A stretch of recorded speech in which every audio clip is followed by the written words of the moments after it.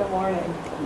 My name is Dr. Jennifer Lee Disney, and I'm honored to be here interviewing Judy Pittard, the 2007 South Carolina Mother of the Year. Judy, it's an honor to be with you today, and we thank you for driving up from Charleston and giving us your time today. Glad to do it. Glad to do it. Thank you for having us. Thank you. Why don't you start by telling us when and where you were born and raised? Okay. Well, I was born in July of 1948. I just had my 67th birthday, and I was born in Albuquerque, New Mexico. My dad was stationed there with the United States Army, and just happened to be there when I was born. I had an older brother who was quite mischievous, and my mom has many stories about him, as my mother was greatly pregnant with me, climbing on top of the adobe houses, and her having to climb the ladder to go get him, and following his dad to work, and being collected by the policeman and taken to the police station, given ice cream. But we weren't there very long, probably maybe a year or a little longer. And then we moved on to other places through the military. But I'm one of 5 children, but 3 of us were kind of born fairly close together, and we were a family. And then my parents had my younger sister when I was about 12, and then my younger brother when I was 16. And so they kind of formed a little bit of a family unit, although we're all very close now, but they were the babies of the family, and I was, coming of age sort of thing. Yeah, it's a great size family, actually, even if it was kind of a surprise. Is there anything else you want to share about your family or your early childhood experiences? Well, because my father was in the military, we were transferred a fair amount. We didn't have a home until 1959, like our own house. And then when my parents purchased that house, it was a very small and a very simple house, but it was on 2.5 acres of land. And that was my father's dream, to have some property and to have his own big garden. He'd grown up in rural North Carolina part of the time, and in Norfolk, Virginia part of the time. And just always wanted to not really be a farmer, but have his own land to till and work. He was an enlisted man. He was Master Sergeant by the time he retired. And when we moved around, some of the places we lived was Hawaii, which was great. That was when I was about 7 years old. That I remember quite well, that experience. And one of the things I remember when we lived there is that other people would take field trips with their school classes to Washington, D.C., or we went to pineapple plantations and sugar cane plantations, and they were giving out little samples at the different places. And of course, we sampled the raw sugar at the sugar cane plantation, as well as the refined sugar, but they also gave little packets out, and then lots of brochures and things that we could take home. And subsequently, when we came back to the States, when people found out we had lived in another place that was interesting, and they'd always say, well, tell us about Hawaii, and I could whip out my little packages of sugar and show them off to the class, and tell them about the volcanoes that erupted. And we had a 8mm movie of the volcano eruption, and I'd take that into class, and everyone was so impressed at that point. Wow, so you lived in a lot of diverse places. Mm-hmm. Yeah, so when I was in high school, we moved to Frankfurt, Germany. Wow. And that was right after my sophomore year. So I spent my junior and senior year in Frankfurt. Wonderful experience. When my dad first got the assignment, I was not happy about it. I was in 10th grade. I was involved in my friends and my friendships, and I pretty much just told my dad, if you want to move there, or if the Army wants to move you, you can move, but I'm not going to move. Father shakes his head and says, oh yes, you will. Of course, we packed up and moved there when the time was right, and turned out to be the best experience as far as influences on my life. Just broadened my range, because we had been a lucky military family in that all of our assignments had been a little more lengthy.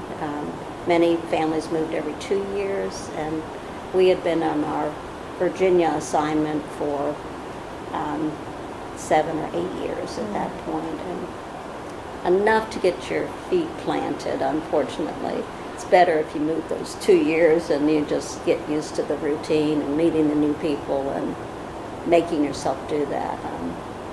Plus those years that are, your friendships are so close in high school, and they're so much more important to you than your family. But, once again, I got to learn to ski in Switzerland, and I went to Spain, and we traveled all around Germany.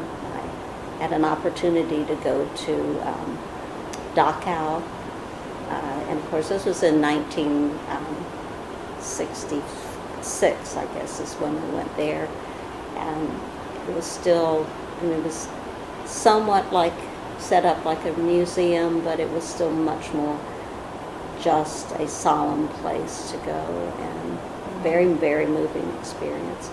Also went to Berlin. We went to Berlin. It was still under communist rule, and you'd go in through Checkpoint Charlie and just have that feeling of being watched and being having to be very careful. You had to pull the shades down on the windows. You couldn't take pictures. So very intimidating situation. And so when the wall came down, my husband's parents, we had sent them on a trip with the other siblings of the family so that they could go to Oberammergau for the Passion Play. And then they also went to Berlin, and they brought us back pieces of the Berlin Wall because it had just been taken down not too long before they got there. Wow. So kind of saw full circle of that experience.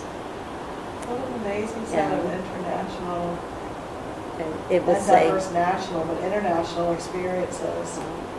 While we were in Germany, the real blessing of that assignment was that my mother is English, was born and raised there, met my father during World War II.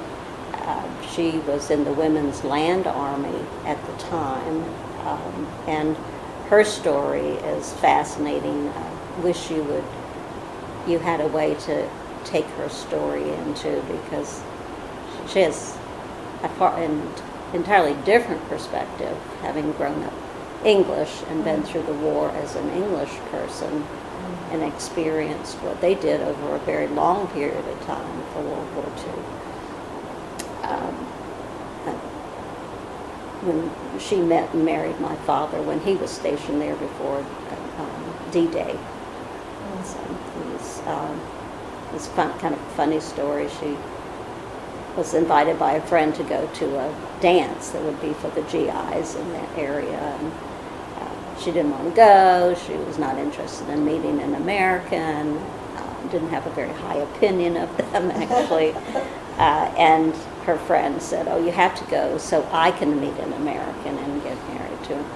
And so my mother reluctantly went, and she met my father, ended up marrying him, and her friend did not meet the American guy, and she ended up marrying an English man and got to stay in England the rest of her life. And wow. Mother was always just a little bit annoyed about that. Because she was like, I didn't really want to leave my home country. And they traded futures. yes, they did. And I Wow. said, but look, Mom. And she said, oh, yes, I know. I'm quite glad that I had this family and am where I am, but still meant leaving her family. Exactly. But when we were in Germany, we got a chance to reunite with her family and see the country, enjoy that, enjoy the experience of knowing where she had grown up. And to this day, love to go there, feel very connected to England. And so Germany was your junior and senior year of high school. Right. And then you had a chance to meet your mother's side of the family in England as well. Right. And then what happened after you came back to the States after high school? I had decided when I was young, actually when we were living in Hawaii, I had my appendix taken out and was hospitalized. And at that point, it was a long, like 7-day hospitalization. But while I was in the hospital, I decided I wanted to be a nurse. So that was kind of my goal from that point on. And so I went to nursing school, started out at RPI in Richmond, Virginia, which is now VCU. And then after 2 years, you were allowed to transfer into the University of Virginia to their school of nursing. Virginia was not co-ed at the time. In fact, the class of 1969, entering class that would have entered the year of 1969, was the first co-educational class at UVA, except for professors' daughters. They could enter as undergraduates, but otherwise there were no other women, except in the nursing school there were, but you only entered as a junior. And is that the time when did you enter? I entered in 68. Okay. So we saw that all of that happen. So that was very unique experience. The men on campus were not very receptive to women invading their very traditional. The students still wore coats and ties to class, and they always went away to find their dates to all the girls' colleges that were in Virginia at the time. They didn't, it's not that they didn't date the nursing students, but they preferred not to date. They want to go to really a much better group of people. But that was, one of those experiences. I just happened to live through that change at UVA. But we entered the nursing program with a short summer session that taught you all the basics, how to make a bed, change a bedpan, give shots. You learned a lot about the pharmacology, medications, etc. And then after that short summer session, then you entered and started your classes and your clinical rotations beginning of your junior year. So I graduated in 1970 from UVA. Formed some wonderful friendships among the nursing students.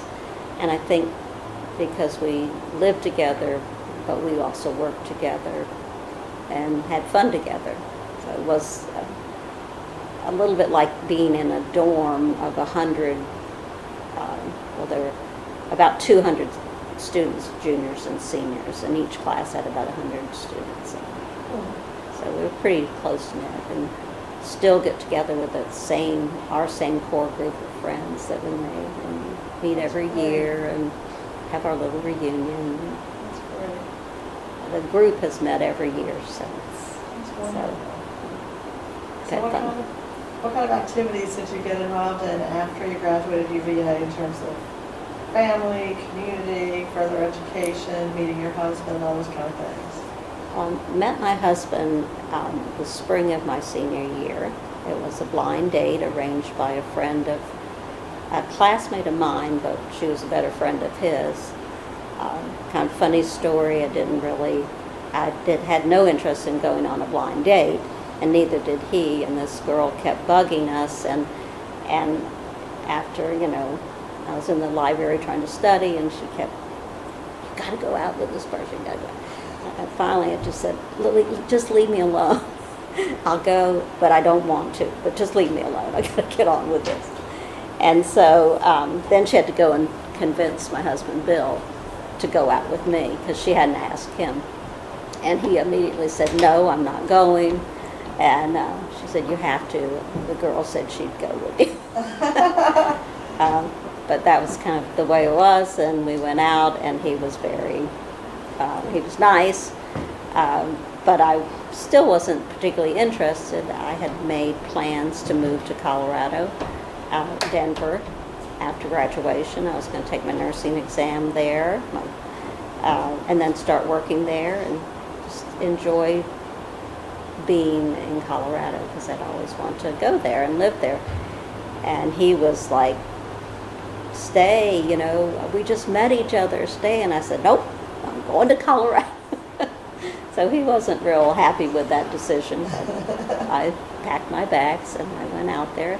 Went by myself, but I did know a family that my brother had met out there that worked with a group called Young Life, which is international, non-denominational Christian group, and I had an experience with them in Germany, and actually that's where I started my faith journey, through their organization.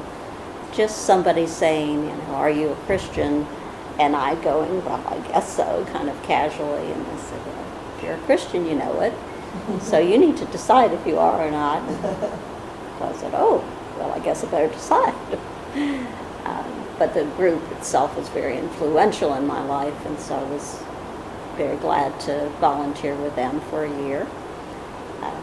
Also, I worked in pediatrics at the University of Colorado Hospital, and I wanted to work just a clinical job. And this will sound unusual today, but it's such a popular hospital to work at for young graduates and for people that are interested in really good health care in a medical center, that you were kind of on a waiting list to get on one of the regular floors. I mean, I don't think that ever happens anymore, but so I worked in a children's research unit instead, and it was a very small unit, just an 8-bed unit. Very kind of lonely job because there's one nurse and then you have your patients. So there wasn't the interaction that you get on a regular nursing floor. And I think that was a disadvantage for me, but I learned so much in the process about, the up-and-coming way of doing things. And they were doing kidney transplants on a regular basis on children, and liver transplants. And liver transplants were not being done at the time. So, I got exposed to an area that I would not have seen otherwise. So that was good. We had a lot of long-term contact with our patients that would come in for the studies, especially the transplant kids, because they were in a lot longer in our unit. Came home at Christmas, and I went out with my future husband again, and we talked, and he said, I really want to marry you. And I'm like, you don't even know me. I said, well, won't you please come back? And it was a pretty hard decision for me. Not that I wasn't interested in him, because I was. Obviously, I wouldn't have said I'd come back if I wasn't. But I loved Colorado, and I loved the chance to kind of just grow up and have my first shared house apartment situation, and be in charge of making meals for the group and buying the groceries and pay my own bills and all the things that you have to learn when you do that. And I was kind of enjoying that, and I could ski. But anyway, ended up coming back to Virginia, and we got married. I went right to work as a pediatric nurse on a regular floor. My husband was a fourth-year medical student at the time. And that's a good year to get married, because it was the only year for many that he was ever at home and on a regular schedule and wasn't exhausted. because the next year was internship year, and I would put food out in front of him, and he would literally fall asleep at the table, and his head wouldn't, knock something over, and I just put him to bed. What kind of medicine does he do? He did neonatology, so he did all the premature babies, an area that I was never particularly interested in. I wanted patients I could talk to. I really had a real keen interest in the children that I was on a unit in Charlottesville, Virginia, where we married and had our first couple of years. That was just past discharge, infancy discharge, but prior to school age, for that age range. And I was always attracted to the children that had cancer. And I think because they were a little longer term on the unit, and so I built some relationships with them and their parents.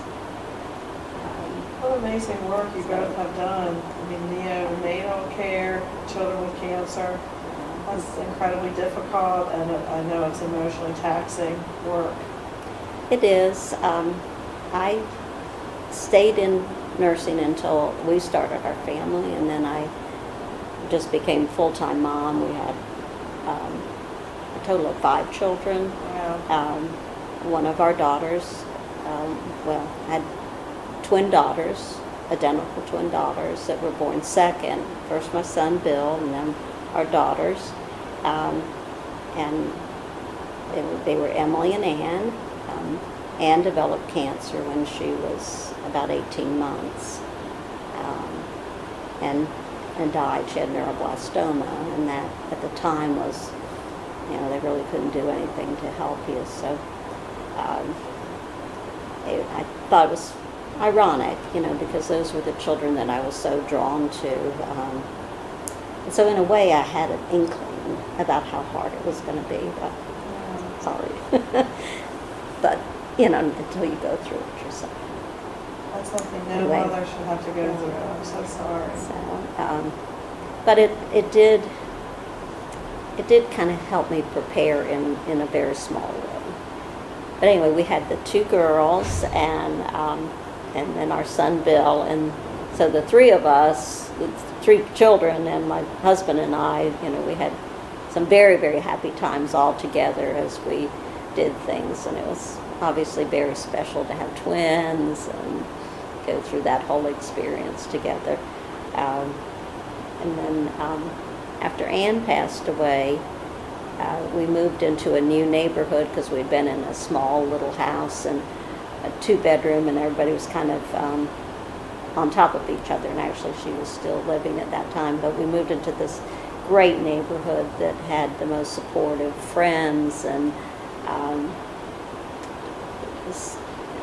they were our babysitters, they were our best friends, they were the people that we did block parties with, and like You I were said, still in Virginia at this time. no, we were in Ohio, sorry. We had moved Ohio. on to Ohio for part of my husband's training, which was in neonatology. So yeah, we had made this entirely big move when our oldest son was 5 weeks old. We moved Wow. and far away from family, nobody there that we knew. Yeah. So that was a big adventure, especially since my husband at that point was working all the time. So, but we had a great church there, and then once we moved into this neighborhood that had all the young families and all the great support, then we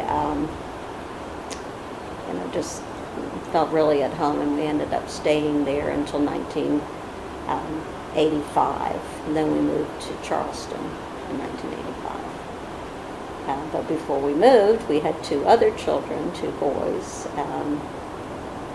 Andrew, who lives in Columbia now, our son who lives in Columbia, and then our youngest son, Benjamin, who's currently in Atlanta but getting ready to move to Palm Beach, West Palm Beach, Florida, with a job. Wow. And what do Bill and Emily do? My son Bill is a lawyer, and he works for the United States House of Representatives as legal counsel for them. He's the deputy legal counsel. As a job that he really enjoys. He said the thing he enjoys most is that every day it's something new. It can be something very politically oriented, someone wanting to sue someone else, or some legal matter to protect the House of Representatives. Individuals within the job description, they don't do anything personal, but if it's within their job description, then that's where the legal counsel comes in. But they also do things like rental disputes within the Capitol building where they have their offices. And so it can be just little things like that, all the way up to current issues. Wow. He lives in Washington, D.C. with his wife and 3 children. And they love it. I don't think they'll ever leave D.C. And we love it because we get to go up there and see and enjoy the city, and do that as much as we can. That's wonderful. And my daughter Emily has 4 children, and she is married, and her husband's a lawyer in Charleston, and she graduated with a degree in public relations and communication from Miami University in Ohio. She wanted to go home to Ohio, so that's where she went to school. Now she teaches music at a preschool, and also has just gotten her real estate license within the last year, and so has been doing that. And she volunteers in 100 different places and runs her children just like I did when I was that age and stage. That's exactly what I was going to ask you about, is how were you able to do it? You had such a high pressure job, you're raising 5 children, you're dealing with the kind of trauma at work and at home in terms of the loss of a child. Your husband has a high pressure, he's falling asleep as he's, we all know what the medical profession demands. How were you able to balance all that you were doing in the home and outside the home in terms of work and family and community and everything? Well, like I said, I did not work from the time our oldest son was born until our youngest son went into elementary school. So I took a long period of time off, almost 18 years, because that's how long it took to get everyone through that stage. I was very fortunate, my husband, had a salary that could support us. Now, we didn't do any fancy vacations. Our children were in private schools, and so literally, all of our money went to putting them through their educational process. But we have a place in the mountains, and that was our retreat. And I mean, I say a place in the mountains, I mean a little tiny place. 2 bedrooms where everyone slept in one bedroom when we went up there, and had the Walton's experience of good night, good night, good night. That's beautiful. And everyone learning to put up with Dad snoring, and Mom getting up in the middle of the night to go to the bathroom, someone getting sick or whatever. And they all had bad allergies, and this place tended to be very allergen prone, and so everyone was sneezing all night long or blowing their nose or something. But that was one of the ways we coped, was this place. There was no phone, so that when my husband went there, he was all ours. And it's probably the only place he ever really, really relaxed. And to this day, that's the best place for him to be. I mean, he changes personalities almost because he's away. But so I didn't have the work stress, the personal work stress, but my husband wasn't around a whole lot. He was, home when he could be, but he was on call. And when he was on call, he was up all night. And so he would stay through the next day until, whenever he finished, come home. And then, it just wasn't a whole lot of good for anything. He was exhausted. So But he you- played with the kids, he played football in the front yard with them. We went apple picking. We did all the family type things. We'd always have to preface everything with, your dad's on call. I can't promise he's going to be there, for whatever event it was, whether it was a play at school or sports or whatever. Family was important to him, so he made all the effort he could, but the job just required.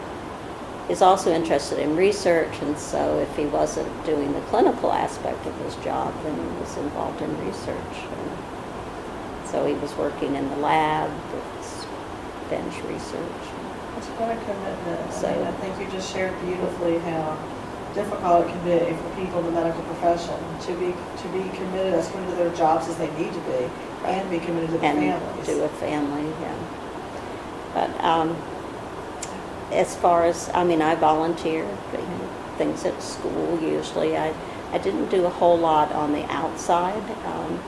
Quite honestly, I was the one that kind of held everything together, so I did volunteer at church. I taught Sunday school and led a Bible study group. And most of the activities I was involved in were either church or scouting. I was the scout leader, the den mother, the brownie leader. I always had a group of kids at the house doing something. And, we just had a real good, supportive neighborhood, and everybody kind of pitched in and worked together. And kids would just come to one house or the other. And so one time you'd have all of them at your house, and then another snowy day they'd be down the block at someone else's house, because there were a lot of indoor time in Cleveland. Winter lasted forever. It snowed every day in the winter, so you got cabin fever pretty quickly. But my oldest two children are avid readers to this day, because that's where they spent their really formative years, and that was one of our big activities. We read all the time, and I read to them all the time. And we took long car trips from Cleveland down to Virginia, where our families lived, and we'd read, books the whole way there and the whole way back. There were no, and it's not that there weren't any videotapes, or because we certainly listened to things on the way, but usually we're just reading books. That's great. And, the younger two, we moved to South Carolina when the oldest of the younger two was 5, and the youngest was 2.5. And I used to laugh because it never was sunny in Cleveland, and the weather was never particularly good except for a short period in the summer. And so when we first moved to Charleston, I said, the sun's out, you have to play outside today, because it's a sunny day. And so they'd all go out, and about 3 months into the time we lived there, they said, oh, it's sunny every day. Do we have to go outside every day? I said, yes, you don't want to miss any sun. Well, of course, I wasn't quite that slave driver-ish, but they still enjoyed that opportunity. But consequently, they didn't read as much because they were able to be outside so much more. That's interesting. Let me ask you this. Mm-hmm. What does motherhood mean to you? Well, thought about that a lot with the question. For me, it means your children are really your priority. It changes your focus from being what I want to do to what's best for your children, your family. So putting them first, and I don't mean to the point of being totally neglecting your own personal needs, but it was far more important for me to make sure that they had good meals, and that they had good playmates, and that they had the activities that were going to stimulate them mentally and spiritually. I mean, like I said, we read all the time. We were at the library. We would get a red wagon and pull them to the library when they were young enough that they had to be pulled, and then there was the younger ones being pulled, and they helped, and but they just exposure to those things. And then as they grew up, was trying to expose them to what the culture was that their family came from, knowing their relatives in North Carolina and Virginia, which is where most of the family was from. And then as they grew up in England, my mom took them to, each of my children went to England with her at some particular time in their life, usually about when they were 11. So that's kind of how this trip that I just took came up, was to take my oldest 3 grandchildren, one 12 and a half and 2 almost 11-year-olds to England with me, so that they could see how it is in another place, and where their grandmother's home and family, and just be exposed to the people that are meaningful to her in her life.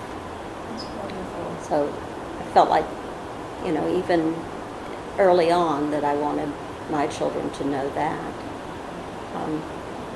Funny story, when my oldest son was very young, we would take walks in the neighborhood, and I was very kind of a little bit on the edge of an environment. And I would say, we've really got to take care of the earth, we've got to treat it well, and if you see some trash down, don't ever throw trash down, but if you see some, you can pick it up and throw it away. If it's really gross, I don't want you to touch it, but if it's paper or whatever. And so we're walking along, and he goes, "Mommy, there's some trash," and I said, "Well, you can go get it." And it was in another yard, and he walked over and brought back a $5 bill that someone had dropped, but we couldn't find anybody around. And he said, "It's money." And I said, "Well, yeah, now see, what a good idea it is to pick up trash. Keep the earth clean." They went right into his piggy bank, and he kept it for a long time. But of all of my children, he's the one that is most passionate about the environment now, and I think it started in those early years of exposing him to what I felt as not only a mother, but as a citizen was important. That's beautiful. I have a 5-year-old, and when we walk, I say the exact Same thing, yeah. I mean, someone's got to teach them, though. Exactly. If you throw it, and then they're not going to learn. And if you don't encourage the anti-litter campaign. Exactly right. And also just, we always talked a lot, and I feel like that's a real important thing that motherhood should include, if it doesn't. Just about, what they were thinking, their ideas about, science, their ideas about their faith.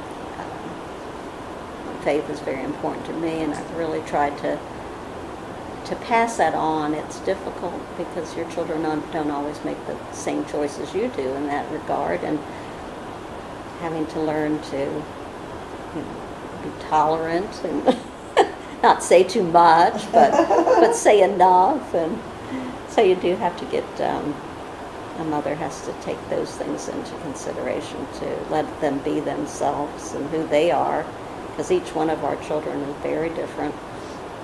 They have different, interests and things that they want to pursue, and encouraging those areas. And that's another part of motherhood that's real important to me anyway, is letting them be who they are.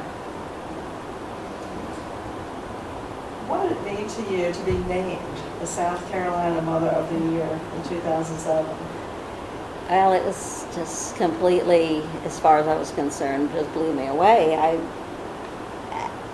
sometime before, I knew my name had been submitted, because I think you have to say it's okay. Maybe a friend, I know it was a friend that recommended my name or put my name up, but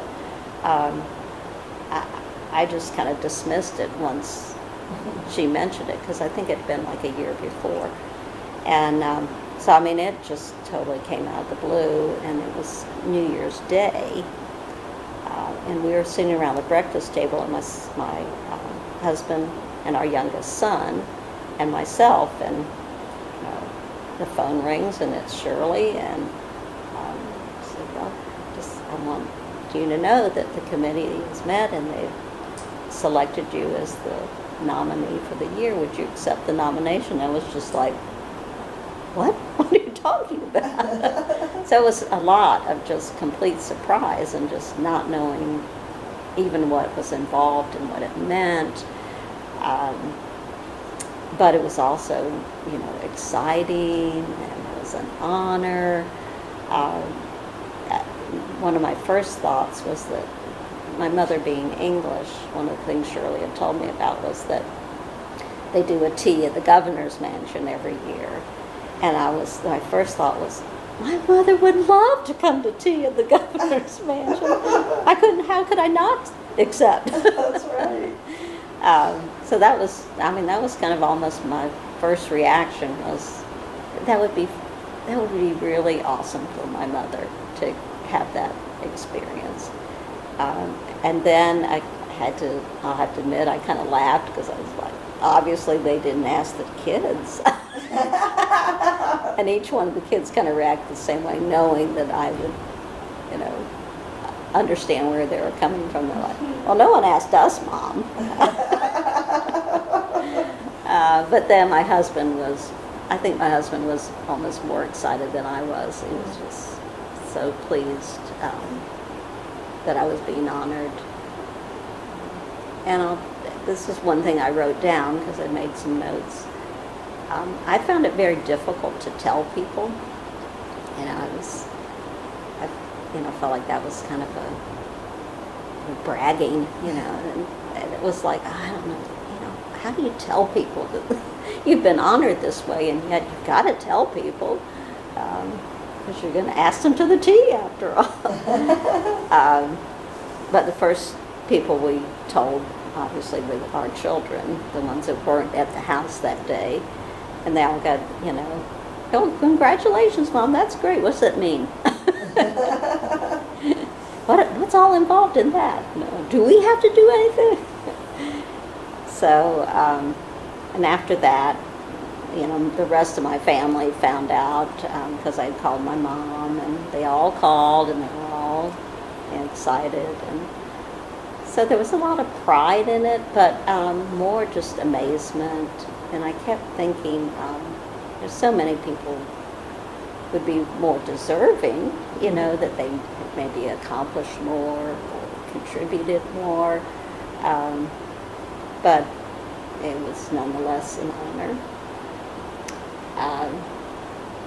Then there were all the things that were involved in accepting the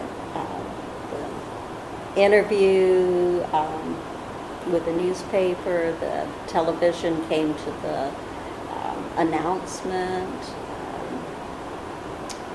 There was a lot of behind-the-scene things, and then we had to write several essays and a 3-minute speech. And at the time, they were doing quilts for babies, that each of the mothers was asked to bring a quilt. And I'm a quilter, but I'm not a fast quilter. This was like a 3-month period of time to have a quilt done, and they were just baby quilts, so they weren't a huge project. But in the meantime, I was working, and I had some volunteer activities, and all the things they were asking us to do. And I had 2 granddaughters born during that period of time, which I was involved in as much as I could be, and helping with the other children. And I was still working on my quilt when I went to the convention. I was finishing up the binding for it as I sat there. And then I get there, and I guess I just assumed, since I'm a quilter, that people made the quilts they brought, and most people didn't even make their own, and which didn't bother me. I mean, there was a joy in making it, and I enjoyed doing that. But I was like, boy, it would have taken a lot of pressure off me if I had just gone out and bought one.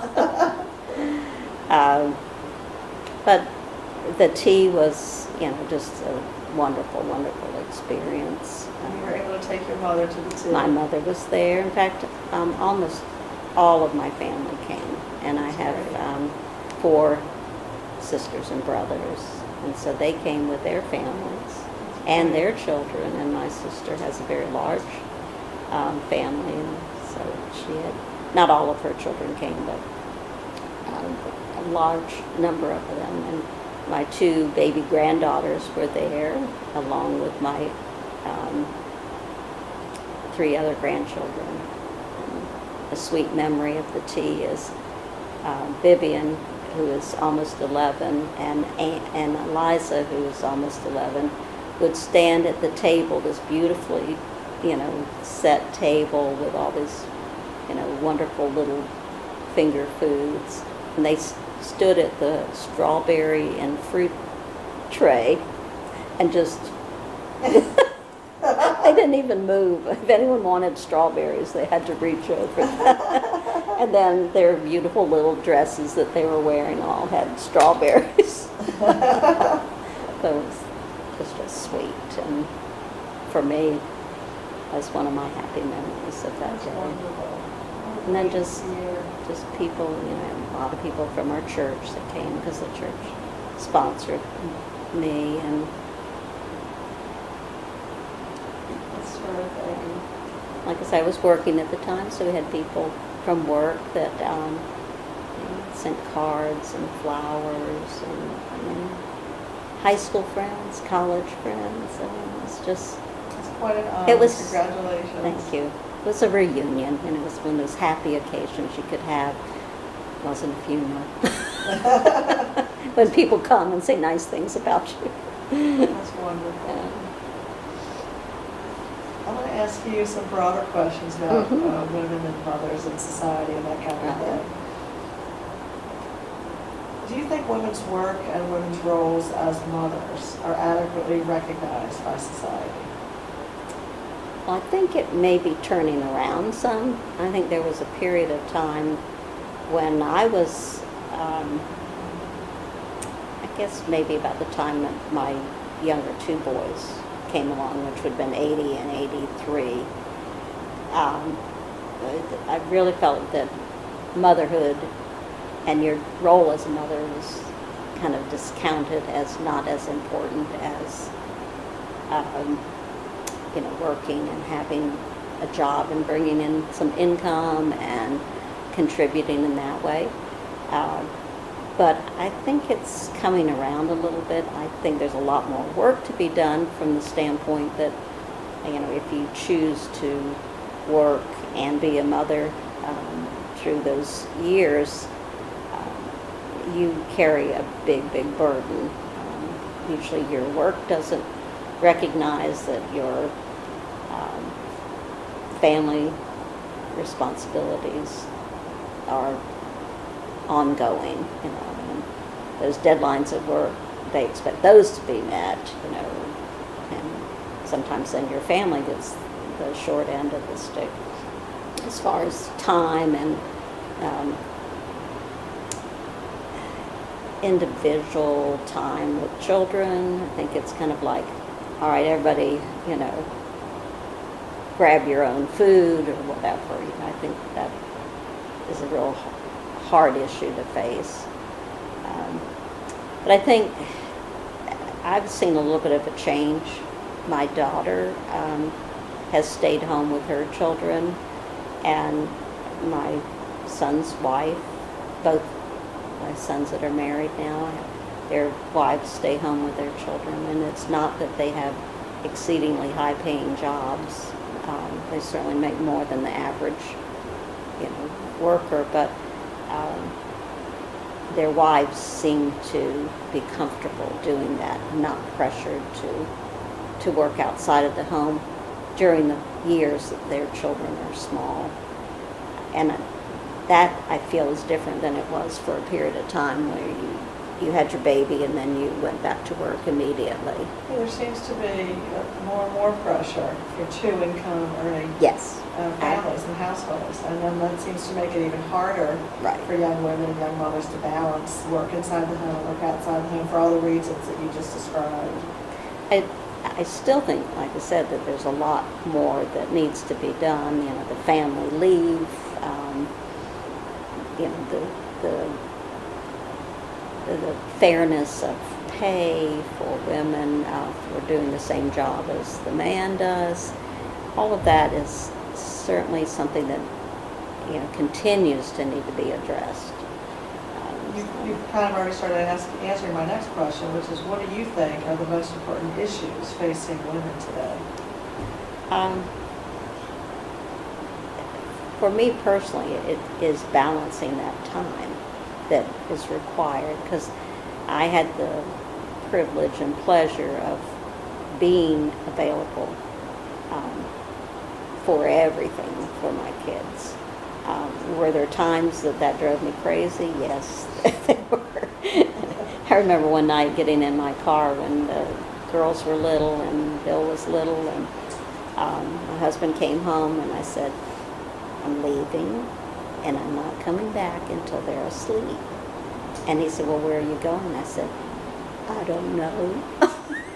I'm just getting in the car and I'm driving around and going nowhere, but I'm not coming back until they're asleep. So, I mean, there were moments like that in motherhood that you're like, I can't do this anymore. But for the most part, just being there for all those things. And so I think that is a big challenge, you know, for women. I mean, they are being pulled in so many different directions. I think like I said, the pay issue is one. I think the whole, well, I guess for me personally, I feel one of the issues is knowing what's important to you, and being able to communicate that to your family, whether it's your beliefs, your morals, your standards, or whether it's, you know, that you are passionate about the environment or passionate about, you know, health care and the rights of underprivileged. I mean, there's so many issues, but you need to be able to express that those are important to you, so that your children do know where you come from, and give them an understanding of where they can be passionate. You know, it doesn't have to be where you are, but that they can be passionate for an issue and follow through on that. My faith, as I've mentioned, is very important to me, and I think we often don't know enough about our own faith to be able to express it to other people, whether it's our children or not. So I think being knowledgeable of that and being able to communicate and being able to be a good listener through those years with your children, so that you're not just saying, yeah, you know, that you're really taking in what they're saying and understanding what it means. I see that with my grandchildren. Sometimes I just want to pull them over and say, just talk to me. It's so important. Just I agree talk with to you me. 100%. They're busy. They're so busy. And sometimes they don't talk to Sit and enough. talk. Yeah. That's right. I'm starting to sound like a grandmother. What does feminism mean to you? I think I kind of covered it for me. I mean, I grew up in the bra burning generation, you know, the people getting out there and waving their bras, burning bras, you know. I was never that kind of feminist, never an aggressive feminist where, you know, there's a lot of harshness or anything, but standing up for, what you know is right, personally, but also, what you've been taught either through your faith or through your bringing, and then being willing just to say, this isn't right, and I'm not going to let it continue to happen. And, you can call that feminism, or you can just call that good citizenship, or I see women having more and more of a role in making big decisions, and I think that probably is what the country needs, because I haven't seen it going in a very good direction sometimes. So I think, they have so much potential, and they have insight about things that men don't, and it doesn't mean to discard the man's place or his views. It's just that they have a different perspective, and because of that, I think the world would work a lot better if we took in consideration both points of view, and do it regularly, not just as we're required by law, or we want to pass it by. That's very well said. Do you consider yourself a feminist, given that kind of framing your own definition? Yes. If you use my definition, I am not really a crusader in a lot of ways. I think maybe more so the older I get. I think I was too busy when I was younger, just doing all the things required, through those years. But I'm definitely more outspoken than I used to be, and if I have a passion about something, I usually can make someone listen. But I guess what I'm really pleased with is that I see my children not afraid to, have opinions about things, and I, as a mother, have encouraged that without being aggressive about it. Just, if you see something that's not right, you need to say something about it and be honest in your opinions. It sounds like you've been a great mother, role model. You had a great mother and role model, and wonderful mother. that you were an excellent choice for the 2007 South Carolina Mother of the Year Award. Thank you very much. I still feel like, gosh, it could have been anybody.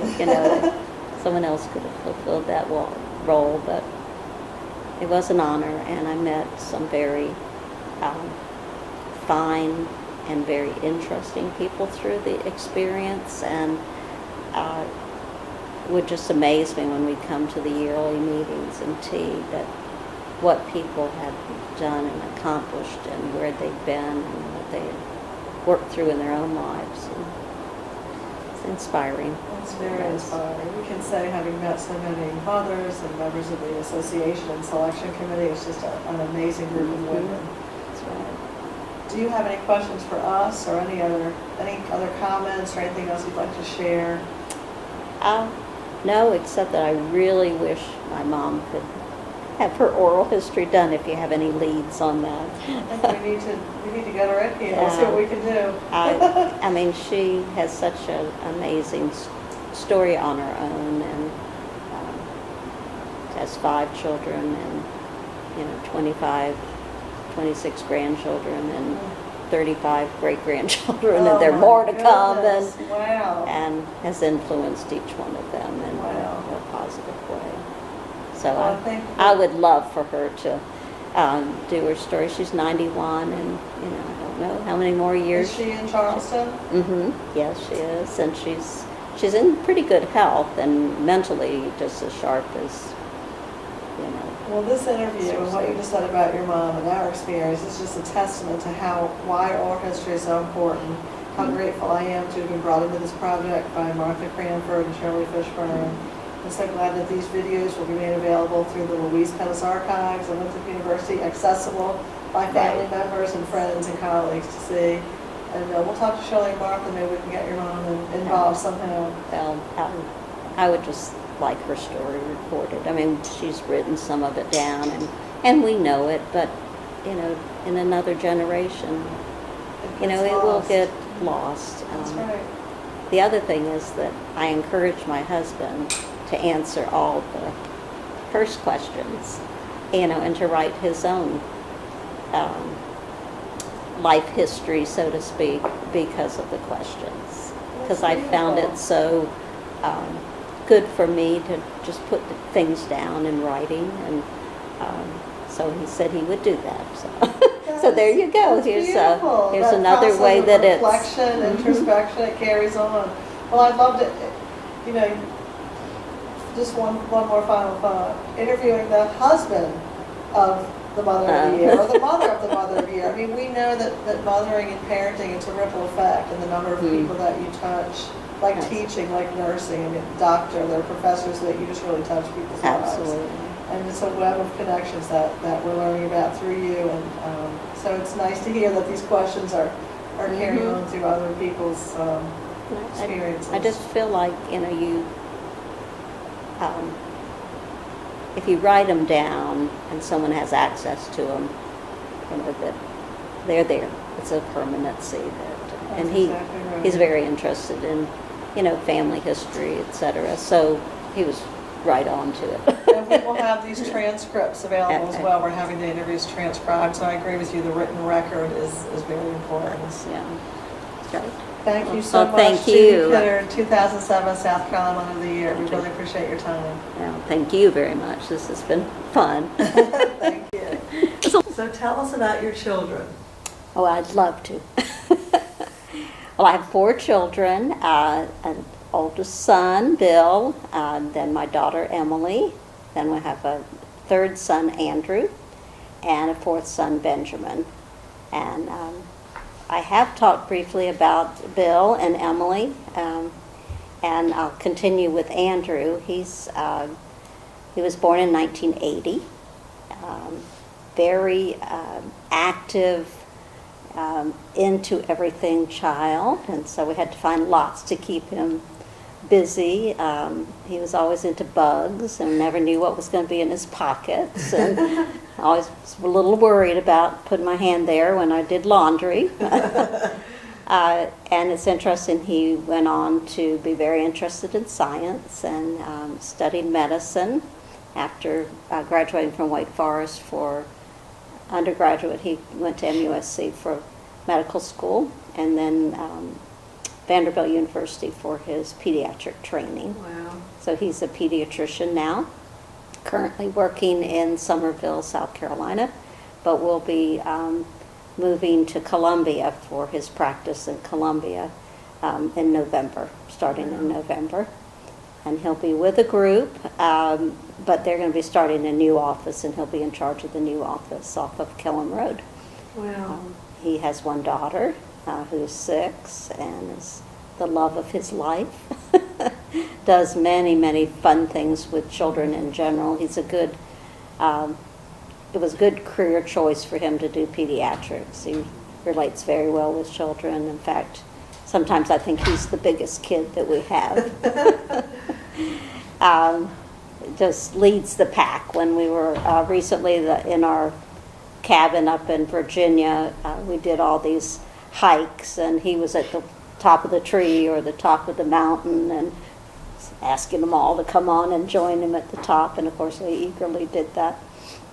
So he's our big adventurer of the family. Great. And then our youngest son, Ben, was born in 1983.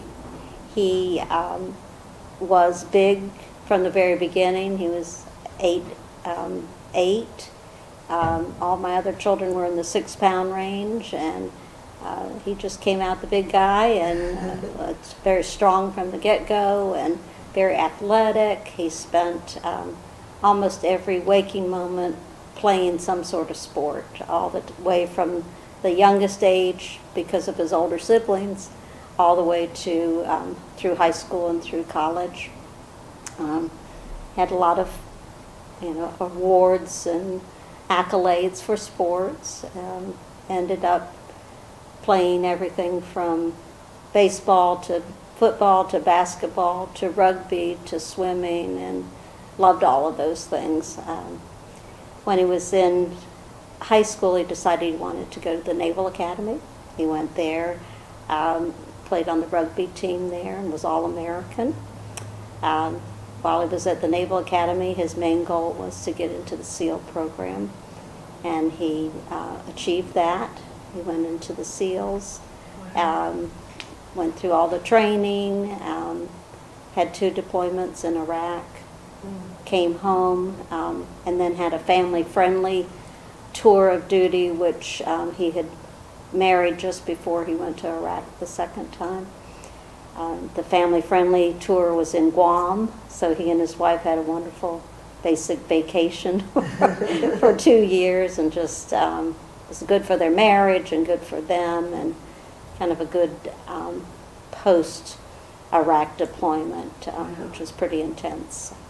He was there during the voting time in Mosul when they were trying to get the elections set up, and so there was a lot of threats against, the voting process, and also against any of the people that were involved in that.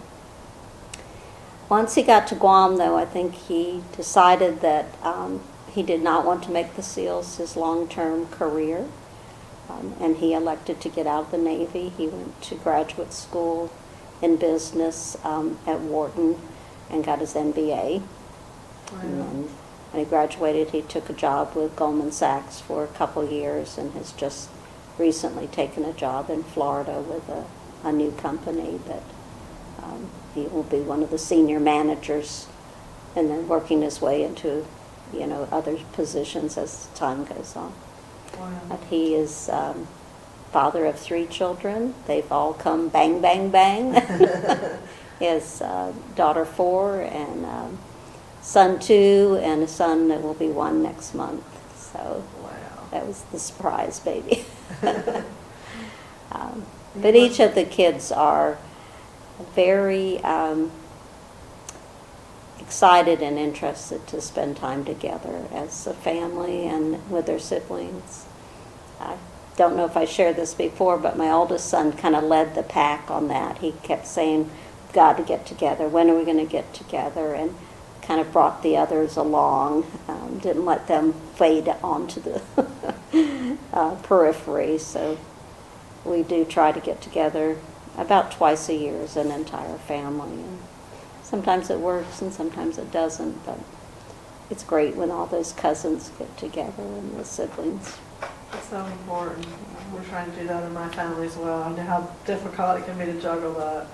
It is, and now that the children are getting to be school age, it's even harder because they have activities they want to do, the grandchildren. Right. And of course the parents are going to be there for that, which is what you want. Exactly. But that's our kids. I knew you had a son that was a Navy SEAL, and I wanted to ask you about that. So I'm really glad that you talked about that. That's such a dangerous and important and difficult, challenging work. Mm-hmm. We're glad that he's still with us, and you must be so proud of him and, of course, of all of your children. Well, it was,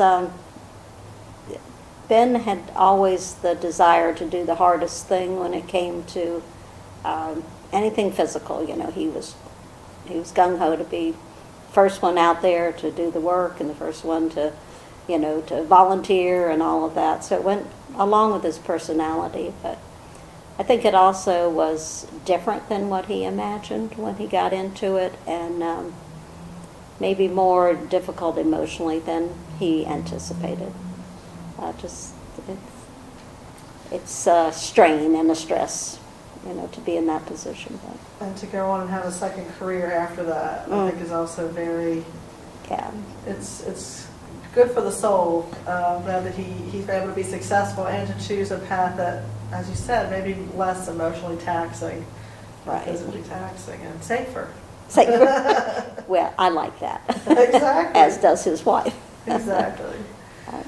So Is there that's anything it. else you want to share with us, Judy? Just that this has been a wonderful experience, and I'm so delighted that my mom's going to have her chance because she has a great story. Yeah, we're very excited. It's the first time we'll be able to interview a mother of the year to see maybe where you learned some of your Most of it came trade. right from her. That's right. So we want to thank Judy Pittard, 2007 South Carolina Mother of the Year. Thank you again, and we look forward to speaking with your mom. That's great. Thank you. Thank you. Appreciate it.